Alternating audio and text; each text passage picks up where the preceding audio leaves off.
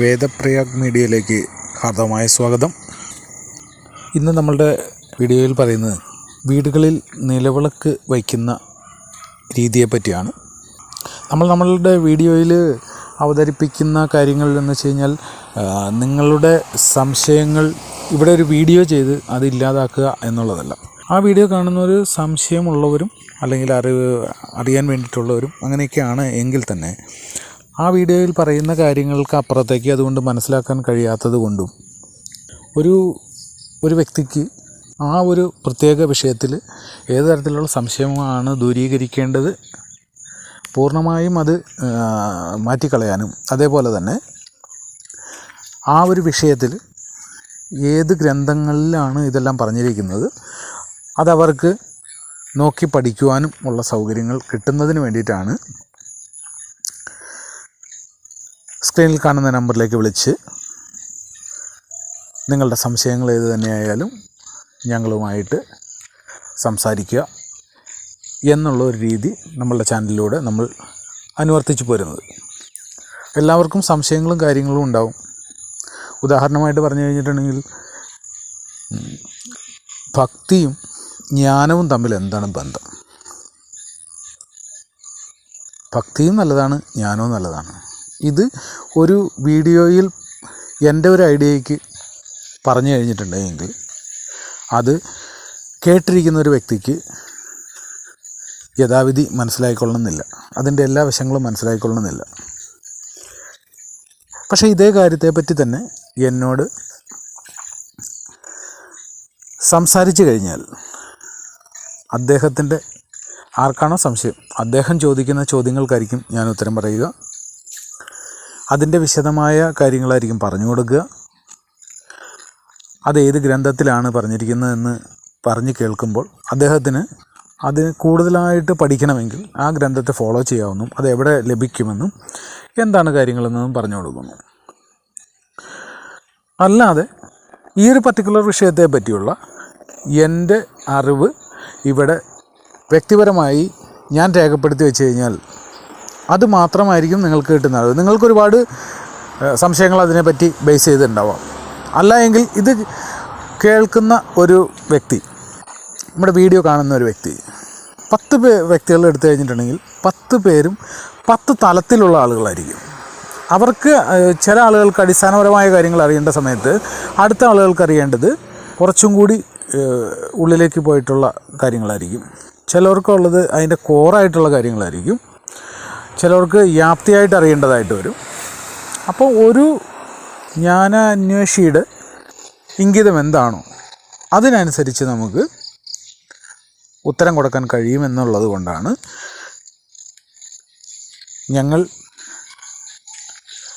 നമ്മുടെ ചാനലിലൂടെ ഇങ്ങനെയൊരു ഫോൺ വിളിച്ചുകൊണ്ട് നിങ്ങളുടെ സംശയങ്ങൾ ദൂരീകരിക്കാവുന്ന ഒരു സംവിധാനം ഉണ്ടാക്കി വെച്ചത്.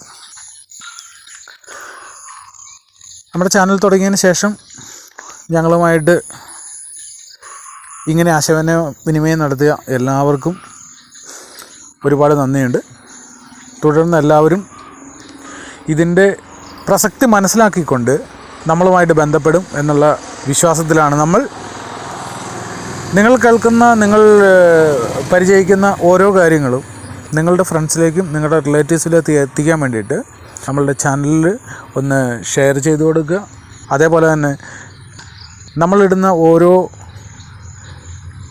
ഓരോ കാര്യങ്ങളും ഓരോ വീഡിയോകളും യഥാസമയം നിങ്ങളുടെ അടുത്ത് അപ്പോൾ തന്നെ എത്തുന്നതിന് വേണ്ടി നമ്മുടെ ചാനലൊന്ന് സബ്സ്ക്രൈബ് ചെയ്ത് വയ്ക്കാനും മറക്കരുത്. നമുക്ക് വിഷയത്തിലേക്ക് കിടക്കാം. രാവിലെ 6 മണിക്കും 7 മണിക്കും ഉള്ളിൽ, അതേപോലെ വൈകുന്നേരം 6 മണിക്കും 7 മണിക്കും ഉള്ളിൽ നിലവിളക്ക് കത്തിക്കുന്ന സ്വഭാവമാണ് പൊതുവിൽ പറഞ്ഞാൽ നമ്മളുടെ മലയാളികളിൽ ഉള്ള പ്രവണത. ഞാനിത് പൊതുവായിട്ട് പറഞ്ഞാൽ ഇതിന് അപവാദങ്ങളൊക്കെ ഉണ്ടാവാം, എങ്കിലും ഏകദേശം ഒരു ടൈം ഇതാണ്. പരമ്പരാഗതമായി നമ്മൾ മനസ്സിലാക്കി വന്ന രീതിയിലാണ് നമ്മളുടെ വിളക്ക് കത്തിക്കുന്ന രൂപം. ഈ ഒരു സമയത്ത് നമ്മളൊരു 10 വീട് അടുപ്പിച്ച് സന്ദർശിച്ച് കഴിഞ്ഞ് കഴിഞ്ഞാൽ അവിടെ നമുക്ക് മനസ്സിലാവുന്ന ഒരു കാര്യം, 10 തരത്തിലുള്ള രീതിയിലായിരിക്കും ഈ വീടുകളിൽ വിളക്കുകൾ കത്തിച്ചിട്ടുണ്ടാവുക. വയ്ക്കുന്ന സ്ഥാനത്തിൻ്റെ പ്രശ്നം, അത് ചുരുക്കി പറഞ്ഞു കഴിഞ്ഞാൽ എൻ്റെ ഒരു വളരെ അടുത്ത സുഹൃത്തിൻ്റെ വീട്ടിൽ ഇന്നലെ ചെന്ന് കഴിഞ്ഞപ്പോൾ ഞാനത് വീണ്ടും പറഞ്ഞു കൊടുത്താണ്. അവരിത്രയും കാലം വെച്ചുകൊണ്ടിരുന്നത് ഗ്ലാസ് ഇട്ട ടീപ്പോയുടെ മുകളിലാണ് നിലവിളക്ക് കത്തിച്ചുകൊണ്ടിരുന്നത്. നല്ല ശുദ്ധിയായ, പൂർണ്ണമായും ശുദ്ധിയായിട്ടുള്ള ഗ്ലാസിൻ്റെ മുകളിലായിക്കോട്ടെ എന്നാണ് അവരുടെ കൺസെപ്റ്റ്. എങ്ങനെയുണ്ട്? അപ്പോഴാണ് നമ്മളതിൻ്റെ കാര്യങ്ങൾ പറഞ്ഞ് മനസ്സിലാക്കിയത്, ഇന്നതായിരിക്കണം അതിൻ്റെ രീതി എന്ന് പറഞ്ഞ്. അതേപോലെ ഈ 10 സ്ഥലങ്ങളിൽ 10 തരത്തിലായിരിക്കും തിരിയിട്ടിട്ടുണ്ടാവുക. തിരിയുടെ എണ്ണത്തിൻ്റെ കാര്യത്തിൽ വ്യത്യാസം ഉണ്ടാവും, തിരിയുടെ നിറത്തിൻ്റെ കാര്യത്തിൽ വ്യത്യാസം ഉണ്ടാവും, ഉപയോഗിക്കുന്ന എണ്ണയുടെ കാര്യത്തിൽ വ്യത്യാസം ഉണ്ടാവും, ഇടുന്ന ദിക്കിൻ്റെ കാര്യത്തിൽ വ്യത്യാസം ഉണ്ടാവും. പല രീതിയിലായിരിക്കും. അപ്പം ഇതിന് നിയതമായ ഒരു രൂപമുണ്ട്, ഒരു നിയതമായ നിയമാവലി തന്നെയുണ്ട്. ഈ ലോകത്തിൽ ഹിന്ദുവായി ജനിച്ച് ജീവിച്ച് മരിക്കണമെങ്കിൽ അവന് തോന്നുന്ന രീതിയിൽ തോന്നുന്നത് പോലെ ജീവിച്ച് മരിക്കാൻ കഴിയില്ല. കാരണം ഒരു കുട്ടി അമ്മയുടെ വയറ്റിൽ ജന്മമെടുക്കാൻ തുടങ്ങുന്ന ആ സമയം മുതൽ അവൻ്റെ മരണശേഷം ഉള്ള കാര്യങ്ങൾ വരെ നമ്മളുടെ പൂർവികരായിട്ടുള്ള ഋഷിമാർ വളരെ കൃത്യമായിട്ട് അണുകിട വ്യത്യാസമില്ലാതെ ഏതൊരു ജനത്തിനും മനസ്സിലാകാവുന്ന വിധത്തിൽ എഴുതി വച്ചിട്ടുള്ളതാണ്, രേഖപ്പെടുത്തി വച്ചിട്ടുള്ളതാണ്. അതിനുവേണ്ടി ഒരുപാട് ശാസ്ത്രശാഖകൾ നമുക്കുണ്ട്. ഇതെല്ലാം വരുന്ന വീഡിയോകളിൽ നമ്മൾ ഓരോന്നുമായിട്ട് വിശദമായി സംസാരിച്ച് എടുക്കുന്നതാണ്. ഈ ചുരുക്കി പറഞ്ഞു കഴിഞ്ഞാൽ അതിൽ ഒന്ന് മാത്രമാണ്, ഒരമ്മയിൽ ജനിക്കുന്ന ഈ കുട്ടി, ആ കുട്ടി എങ്ങനെയുള്ള ഏത് സ്വഭാവ രൂപീകരണത്തിൽ വരണം എന്ന് തീരുമാനിക്കുന്നത് ആ കുട്ടിയുടെ അച്ഛനും അമ്മയുടെയും ജീവിത രീതിയും അവരന്ന് ചെയ്തുകൊണ്ടിരുന്ന കാര്യങ്ങളുടെയും ഒരു ഭാഗമായിരിക്കും. ആധുനിക സയൻസ് ഇതിനെ സാധൂകരിച്ചിട്ടുള്ളതാണ്. നമ്മൾ ഉപയോഗിക്കുന്ന വാക്കുകൾ ആധുനിക സയൻസ് എന്ന് പറഞ്ഞാൽ ആധുനിക ശാസ്ത്രം എന്നുള്ള രീതിയിലല്ല നമ്മൾ ഉപയോഗിക്കുന്നത്. ആ വാക്കേ തെറ്റാണ്. ശാസ്ത്രം എന്ന് വെച്ച് കഴിഞ്ഞിട്ടുണ്ടെങ്കിൽ നമ്മളുടെ അറിവിൻ്റെ ഭാഗമാണ്. ആ സയൻസ് എന്ന് വെച്ച് കഴിഞ്ഞിട്ടുണ്ടെങ്കിൽ അത് ശാസ്ത്രം എന്നുള്ള വാക്ക് അതിന് പൂരകമല്ല. അതാദ്യം മനസ്സിലാക്കിയിരിക്കണം. നമ്മളുടെ ചാനലിൽ ആ രീതിയിലാണ് വാക്കുകളെ ഉപയോഗിക്കുന്നത്. ഈ നിലവിളക്ക് കൊളുത്തുന്ന സമയത്തിൻ്റെ പ്രത്യേകത, എന്തിനു വേണ്ടിയാണ് നിലവിളക്ക് കൊളുത്തുന്നത്? പല വീടുകളിലും ഞങ്ങളുടെ സർവേയുടെ ഭാഗമായിട്ട് ഞങ്ങൾ ചെന്ന് ചോദിച്ചിട്ടുള്ളതാണ്. ചേച്ചി, ഈ നിലവിളക്ക് കത്തിച്ചു, ഇത് എന്താണ് ഇതുകൊണ്ട് നമ്മളുടെ വീടിൻ്റെ ഉള്ളിൽ സംഭവിക്കുന്നത്? നമ്മളിൽ എന്താണ് സംഭവിക്കുന്നത്? ഇതെന്തിനു വേണ്ടിയാണ് കത്തിക്കുന്നത്? ഇത് 3 ചോദ്യമാണ് ചോദിച്ച് 99% വീടുകളിൽ നിന്നും ഇതിന് ഉത്തരം കിട്ടിയില്ല എന്നുള്ളതാണ്. അതിന് പറഞ്ഞിരിക്കുന്ന ഉത്തരങ്ങൾ കേട്ട് കഴിഞ്ഞിട്ടുണ്ടെങ്കിൽ ഞാനും ചിരിച്ചും എടുക്കും, നിങ്ങളും ചിരിച്ചും എടുക്കും. വല്ലാത്ത കോമഡി ആയിപ്പോൾ. അപ്പോൾ ഇതിനൊരു ഏകീകരണ സ്വഭാവമുണ്ട്, പക്ഷേ ഇത് നമുക്കറിയില്ല.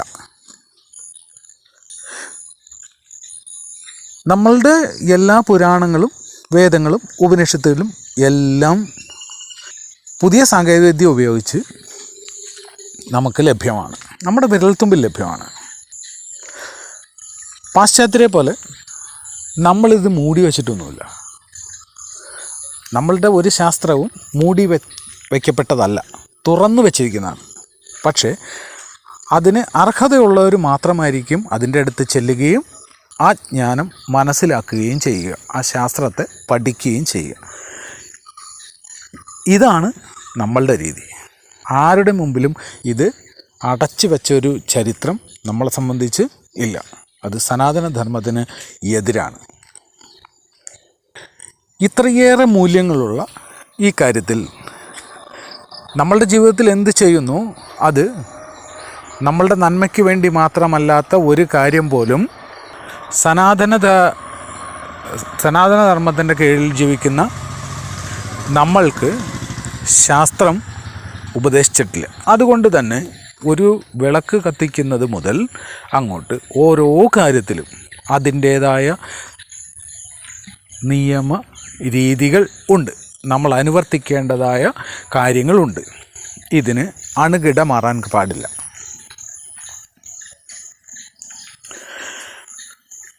അതേപോലെ തന്നെ ഉപയോഗിക്കുന്ന എണ്ണ മാറ്റം വന്നു കഴിഞ്ഞാൽ ഉദ്ദേശിക്കുന്ന ഗുണം നമുക്ക് ഈ ഒരു കാര്യത്തിൽ നിന്ന് കിട്ടില്ല. ആദ്യം ഉപയോഗിച്ചിരുന്ന തിരിയുടെ രൂപരേഖകൾ എന്തായിരുന്നു? ഈ സംശയങ്ങളുമായിട്ട് നിങ്ങളെ വിളിച്ചു കഴിയുമ്പോൾ അത് തുടങ്ങിയുള്ള കാര്യങ്ങളെല്ലാം നമ്മൾ പറഞ്ഞുകൊണ്ടേയിരിക്കും. നിങ്ങൾക്കത് മനസ്സിലാക്കി തരുന്നതാണ്. ഇങ്ങനെ വിശദമായിട്ടുള്ള ഓരോ ചർച്ചയാണ് നമ്മൾ ഈ ഫോണിലൂടെ ഉദ്ദേശിക്കുന്നത്. നിങ്ങൾ ഫോൺ വിളിച്ച് കഴിയുമ്പോൾ ഞങ്ങളിൽ നിന്നും ഒരു ചർച്ചയാണ് നമ്മൾ അവിടെ ഉദ്ദേശിക്കുന്നത്. ഈ ഓരോ ചർച്ചയിൽ നിന്നും ഓരോ ഹൈന്ദവനും അവൻ്റെ യഥാർത്ഥമായ ആചാരാനുഷ്ഠാനങ്ങൾ മനസ്സിലാക്കാനായിട്ട് സാധിക്കും. നിങ്ങൾ പൂർണ്ണമായി ഞങ്ങളോട് സഹകരിക്കുമെന്ന പ്രതീക്ഷയോടെ അടുത്തൊരു വീഡിയോയിൽ കാണുന്നതുവരെ നന്ദി.